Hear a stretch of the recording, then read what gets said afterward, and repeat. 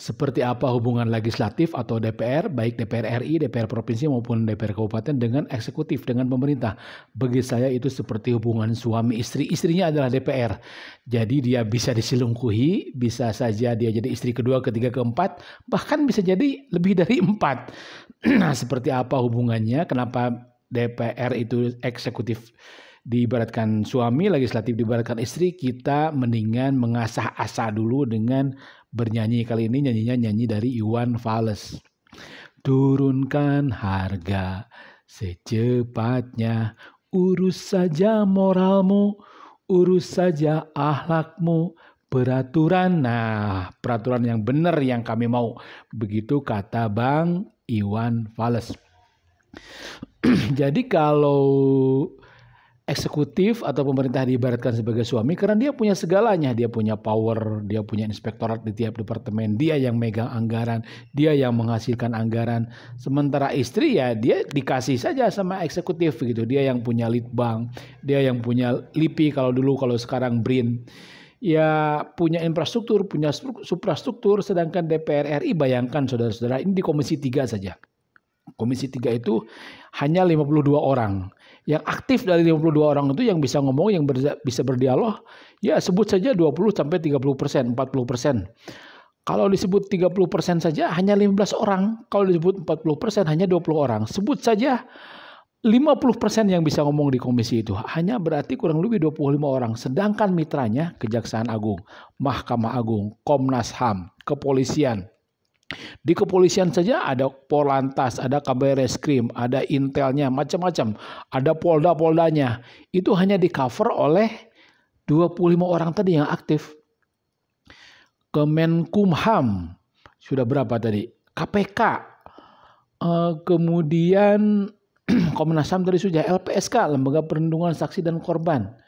Komnas HAM, Mahkamah Agung, minimal sudah 7. Sekali lagi Mahkamah Agung, Kemenkumham, Jaksa Agung, Kepolisian, Komnas HAM, LPSK, itu mitra-mitra daripada Komisi 3. Sedangkan yang aktif tadi saya bilang hanya 25 orang.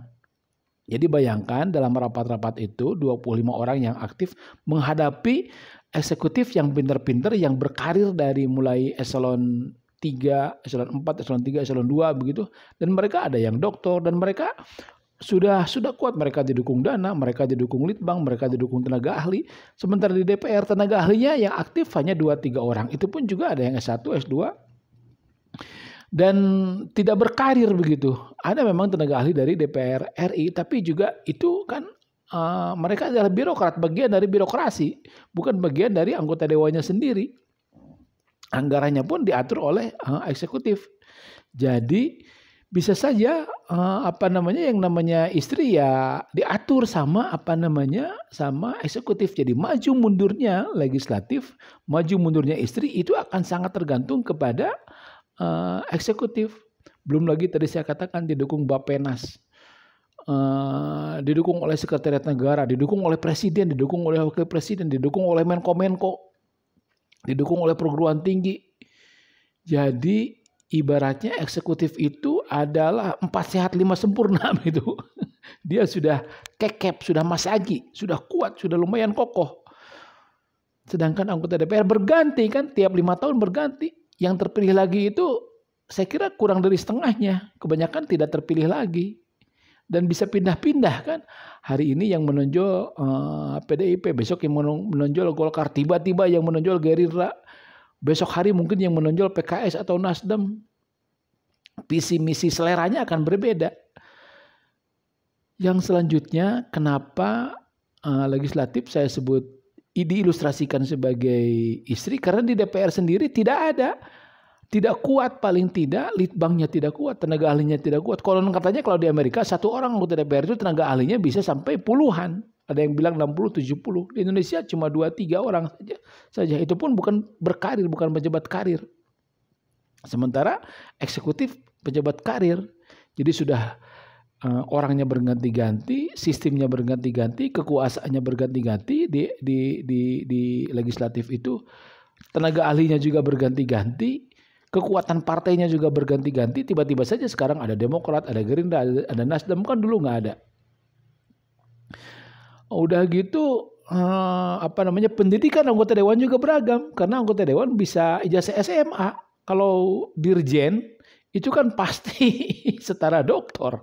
Kalau irjen setara doktor, pejabat-pejabat eselon 2, eselon 1 itu kan setara doktor rata-rata, belum lagi pengalaman mereka. Sementara di legislatif dukungan tenaga ahlinya demikian, dirinya sendiri juga demikian, belum lagi dukungan partai. Karena partai amat sangat menentukan, ketua-ketua umum partai amat sangat menentukan. Kemudian bangunan partai politik juga belum sekuat eksekutif. Nah, saya kira begitu. Terima kasih. Selamat sore. Semoga Nusantara ke depan, DPR RI ke depan, itu DPR RI yang benar-benar sepadan begitu. Dia punya data, dia didukung oleh litbang yang kuat, sekuat eksekutif. Bukan barang baru kalau misalnya apalagi di DPRD kabupaten bahan rapat itu hanya datang 1 hari sebelumnya, mending 1 hari sebelumnya, ada beberapa jam sebelumnya.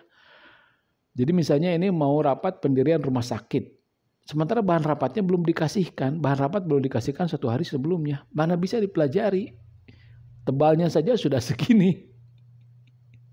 Anggaran juga demikian. Ahli-ahli anggaran di legislatif itu tidak sebanyak ahli anggaran yang ada di eksekutif. Demikian juga profesionalismenya. Keahliannya juga demikian. Ahli anggaran, belum ahli hukum, belum ahli sumber daya manusia. Pendek kata, secara kelembagaan saja, legislatif itu tidak lebih kuat daripada eksekutif. Jadi bagi saya legislatif itu sekali lagi diibaratkan, dan ini mudah-mudahan salah, legislatif itu diperlakukan seperti istrinya pun bisa istri kedua, istri ketiga yang seperti tadi. Istrinya pun bukan istri yang sedang didewasakan, bukan istri yang sedang disetarakan, bukan istri yang sedang dengan semangat egaliter antara suami dan istri, antara eksekutif dan legislatif. Jadi tidak diegalitariankan istri itu atau legislatif itu oleh eksekutif. Wallahu a'lam bishawab. Assalamualaikum warahmatullahi wabarakatuh.